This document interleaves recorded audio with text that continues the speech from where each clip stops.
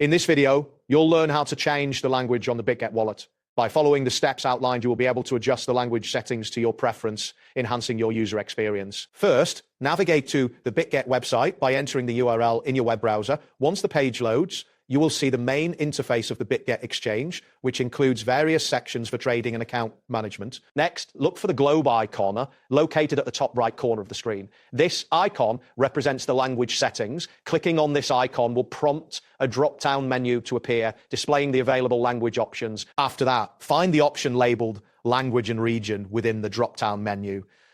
Selecting this option will take you to a new screen where you can see a list of languages that you can choose from. Once this screen appears, you will see various language options, including English, Spanish, and others. Click on English or your preferred language from the list. This action will immediately update the language setting for the interface. You should now see the Bitget Wallet interface reflected in the selected language. It is important to note that if you experience any delays in the language change, refreshing the page may help. Additionally, ensure that your internet connection is stable during this process to avoid any interruptions. That's it for this tutorial. Thanks for watching and see you in the next one.